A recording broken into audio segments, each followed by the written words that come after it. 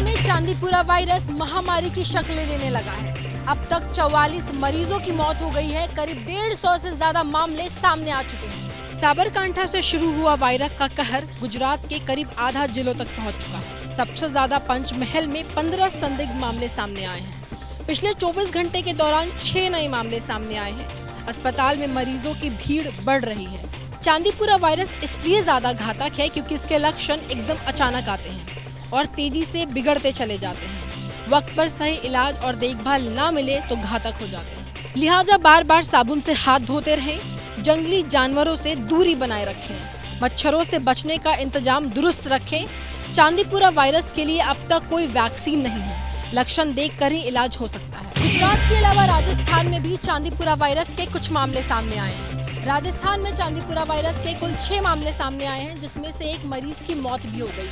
वहीं मध्य प्रदेश में 2 और महाराष्ट्र में 1 मरीज मिला है। दिल्ली में फिर झाग झाग हुई यमुना। बढ़ते प्रदूषण की वजह से यमुना के पानी में झाग की चादर सी बिछ गई है। यमुना की सतह पर जहां नजर दौड़ाओ झाग ही झाग दिखाई दे रहा है। दूर से देखने पर यह आइसबर्ग जैसा दिख रहा है, लेकिन ये जहरीला झाग है। ये सफ़ेद फोम है। ये वो फोम है जो कि केमिकल से भरा है। ये वो फोम है जिसके अंदर इतने केमिकल्स हैं, इतनी बदबू है कि यहाँ जहाँ हम इस वक्त खड़े हुए हैं, यहाँ हमारा खड़ा होना मुश्किल हो रहा है। पानी में प्रदूषण का स्तर बढ़ने के कारण कालिंदी कुंज के पास यमुना में सफेद रंग की झाग की चादर दिख रही है। यमुना में पानी में डिजॉल्व ऑक्सीजन खत्म होने या प्रदूषण बढ़ने से ऐसे हालात बने हैं। यमुना नदी के माध्यम से हम देख रहे हैं कि जल प्रदूषण भी अति विकराल स्थिति में दिल्ली में है। चाहे अमोनिया जैसे खतरनाक रसायन की मात्रा हो, वो हर साल अगर मापी जाती है तो बढ़ी हुई निकलती है। आमतौर पर सर्दी का मौसम शुरू होते ही यमुना में झाग दिखाई देता है, लेकिन इस बार यह जुलाई के महीने में ही यमुना में झाग दिखने लगा है।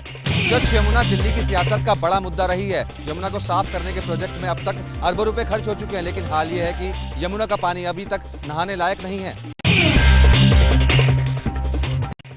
19 साल बाद राहुल गांधी का पता बदलने जा रहा है। नेता विपक्ष के तौर पर राहुल गांधी को नई दिल्ली के सुनहरी बाग रोड पर बंगला आवंटित हो सकता है। सांसद से नेता विपक्ष की कुर्सी तक पहुंचे राहुल गांधी अब टाइप 8 बंगले में रह सकते हैं। जानकारी के मुताबिक राहुल का नया पता नई दिल्ली में सुनहरी बाग रोड पर बंगला नंबर 5 होगा। इसे लेकर लोकसभा हाउसिंग कमेटी ने अपना प्रस्ताव रखा है। सूत्रों के मुताबिक जनरल पूल के इस बंगले के लिए राहुल गांधी ने अपनी मंजूरी दे दी है। हालांकि आधिकारिक आवंटन और सौंदर्यीकरण में कुछ समय लगेगा, जिसके बाद राहुल गांधी इस बंगले में शिफ्ट हो जाएंगे। पिछले साल मार्च में मानहानि के एक मामले में राहुल गांधी को 2 सालों की सजा हुई थी, जिसके बाद उनकी लोकसभा सदस्यता रद्द हो गई थी और इस वजह से उन्हें 12 तुगलक लेन वाला अपना बंगला खाली करना पड़ा था। हालांकि सुप्रीम कोर्ट से राहुल गांधी को राहत मिल गई थी, लेकिन तब उन्होंने बंगला वापस नहीं लिया था। फिलहाल तकरीबन साल भर से राहुल गांधी 10 जनपथ पर अपनी मां सोनिया गांधी के साथ रह रहे हैं। देहरादून में पुलिस ने एक आरटीआई एक्टिविस्ट को अजीबोगरीब अंदाज में जिला बदर किया। पुलिस ने ढोल बजवाकर आरटीआई एक्टिविस्ट को जिले से बाहर खदेड़ा।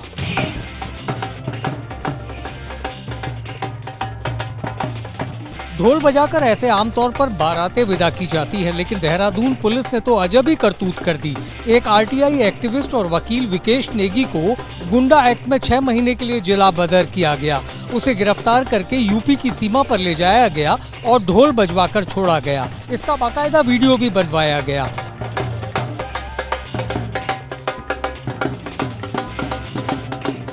आरोपी विकेश नेगी के खिलाफ पुलिस ने बलवा, जान से मारने की धमकी देने, जमीन पर अवैध कब्जा और जमीन की धोखाधड़ी जैसे मामले दर्ज किए हैं। पुलिस के मुताबिक देहरादून जिला के डीएम के आदेश पर आरोपी को जिला बदर किया गया है। आरटीआई एक्टिविस्ट विकेश नेगी ने सूचना के अधिकार कानून के तहत बड़े खुलासे किए थे। इसमें सैन्य धाम में गड़बड़ी, देहरादून के मेयर और एक मंत्री के खिलाफ भी अनियमितताओं के मामले शामिल थे। देहरादून पुलिस ने आरोपी आरटीआई एक्टिविस्ट को 6 महीने से पहले जिले की सीमा में दाखिल न होने की हिदायत दी है। इसका पालन नहीं करने पर गिरफ्तारी की चेतावनी दी गई है।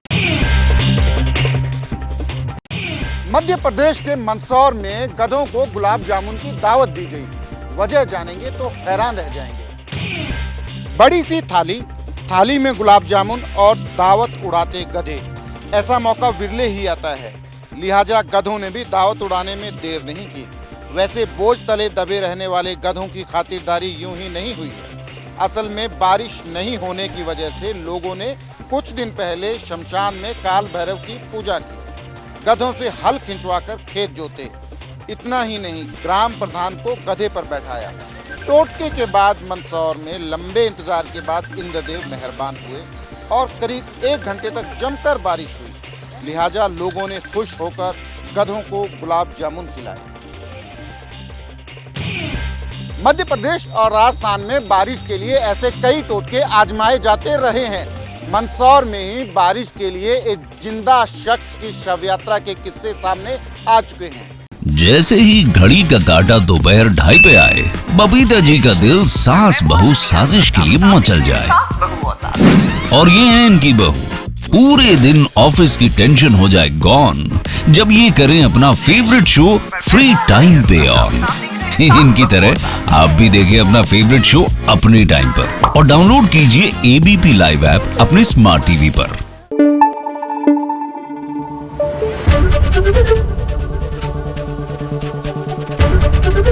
एबीपी न्यूज आपको रखे आगे।